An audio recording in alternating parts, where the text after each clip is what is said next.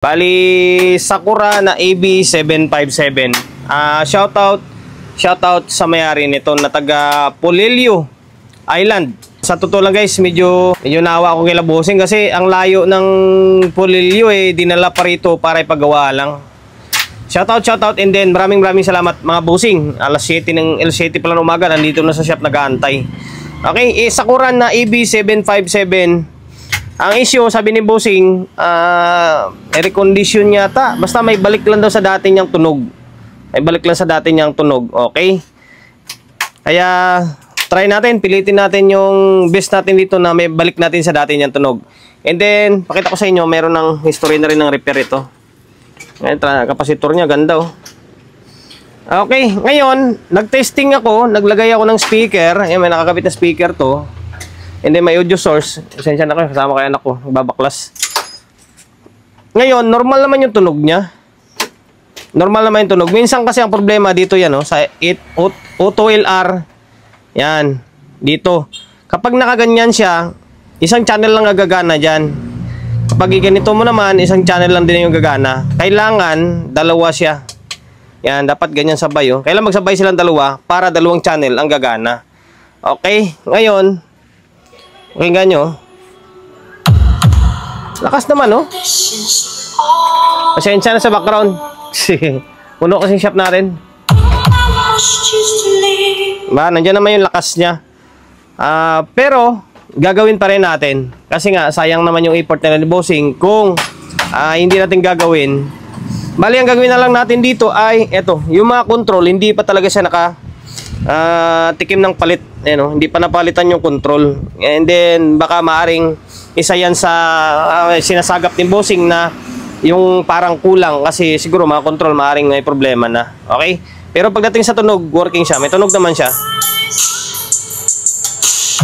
Hindi naman tayo nagsisinungaling sinasabi natin kung ano yung naobserbahan natin. And then ito, actual na tinitesting natin, di ba? Working siya, working. Hanap lang ako ng ibang music na hindi tayo makapiright. Ayan.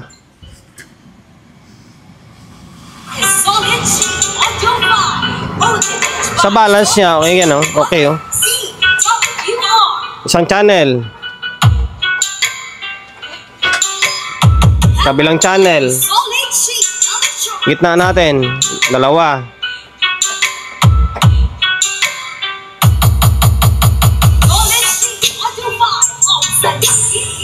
Working siya Working siya. Ngayon, yung mic, testing natin yung mic niya. Ngayon, eto, meron ng mic. Sinalpakan ko na ng mic. And then, meron akong napansin. Yung echo niya, kahit naka-off siya, meron pa rin. Pakinggan nyo. Ay, naka-on yung may wagang mic natin. Pasensya na kayo sa daliri natin. Sound. Check mic testing. Hey, check sound. Hey, sound. Check mic testing. Di ba? Naka-off na yan Naka-off na Naka-off na yung mic ko. Yung echo pala, naka-off na yung echo. Pero, umi-echo pa rin. Sound. Check mic testing. Hey, check sound. Di ba? May problema rin yung sa may mic section niya. Yun na lang, palitan na lang natin yung control niya. Baka sakaling makuha natin yung hinahanap ni bossing na sabi niyang parang nawala yung dati niyang tunog. Okay? Baklasin natin to, tanggalin natin takip, yung pinaka panel na ito, and then palitan natin mga control niya. Baklas ko na yung pinaka front panel niya. Dalawa yung panel nito. Ito yung holder ng mga control, tapos ito yung pinaka front panel pa niya sa harap, yung pinaka signature nila. Okay, ngayon ito yung mga control. Gawin natin, palitan lahat siguro ito.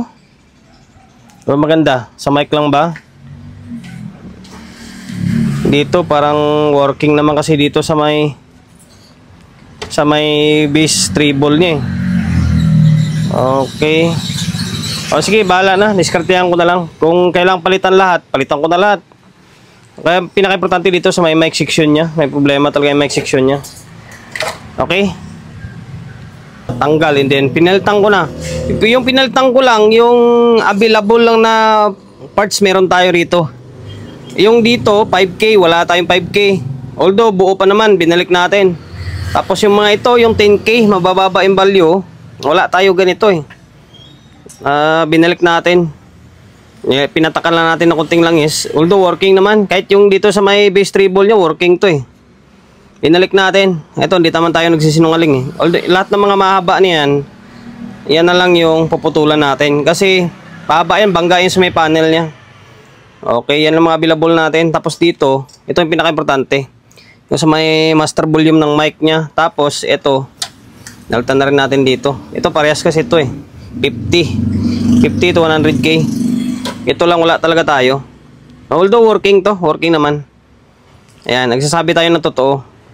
Or hindi tayo nagsisinungaling na ito, pagpalit-palit talaga. Diba? Okay, ngayon, balik natin sa may front panel to bago grinderin. Kasi mahirap mag-grinder na ganito kasi gagalaw pa to. Kailangan nakalagay siya sa may panel niya bago mag-grind. Okay? Putulan ko na yung mga shaft niya. Okay? Yan siya. Kailangan kasi nakabalik muna to para malaya ka makapag-grind. Kapag hindi kasi, medyo mahirap kasi hawak pa yung isang kamay mo. Ito kasi kahit di mo nawakan eh. Dito na lang oh, mapipesto mo siya ng maayos. Okay? Okay na siya. Ngayon, balik natin to. And then, testing natin ulit. Ibalik ko na yung front panel niya. And then mga kable na, ibalik na natin. Mabilis ang video lang ito. Yun lang naman, control lang talaga pinalitan natin eh. Ngayon, ito pala, hindi ko pala nakuha to. Hindi ko pala na tawag nito, na ibalik yung isang sakit ng ilaw. Okay lang, balik ko na lang mamaya. Pipigilan ko kasi may audio source na nakakabit to mula kanina. Andyan pa rin yan. Pati speaker. Ngayon, ulit natin ah. Inulit ko, kailangan nakaganto lagi siya oh. Naka-steady siyang ganyan para dalawang channel ang gagana. Volume.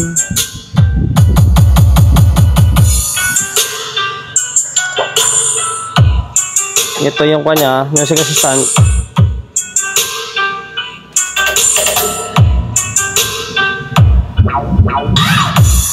Lumakas na siguro to. Balance. Diyan pa rin yung balance niya. Yung balance, pinalitan natin to eh. Okay. Ngayon, madako tayo sa may mic. Kasi yung mic kanina niyan, naka-echo siya kahit naka-off yung echo. Ngayon, ano natin ah? Sound. Ay, wala pala. Bingi ako ah.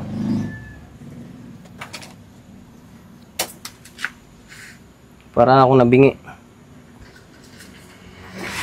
Yan natin. Nakakabingi yung tunog niya.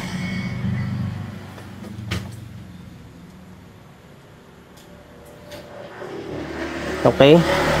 Nakakabingi yung tainga ko. Ang tainga ko. Halos nabingi. Ngayon. Sound check, hey, check, sound. Ayan, wala na siyang echo, di ba? Wala na siyang echo. Masakit yung tenga mo? Wala na siyang echo. Kanina, kahit naka-off yung echo, may echo siya. Sound check, hey. Ngayon, lagyan natin ng echo. Sound check, mic testing, hey, check, sound. Mic testing, check, sound. Check, hey. Okay na. Working na siya. Nawawala na yung echo na. Goods na yan. Yun lang naman eh. Control na pinalitan natin.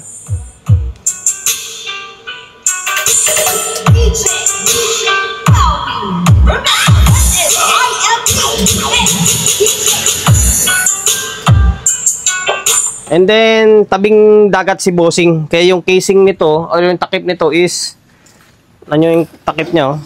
Halos maubaran na, oh. Kaya talaga kapag nasa taping dagat yung lugar nyo, mabilis kalawangin yung mga parts. Ngayon, buusan ko na lang ang varnish to para hindi siya ganun ka bilis kalawangin yung kanya, yung board niya.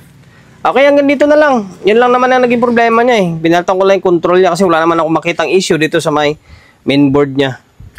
Ayun. Sir ng Polillo Island. Polillo ba yun? Polillo Island yata eh. Basta along Quezon. Okay na tong kwan mo. Sa tingin ko okay na to. Sakura na AB757 mo. Mahirap kasi baka mamaya hindi kwan ba yung expectation ni bossing na yung asin hinahanap niya na tunog. Baka mamaya hindi natin maibigay is mapaya tayo.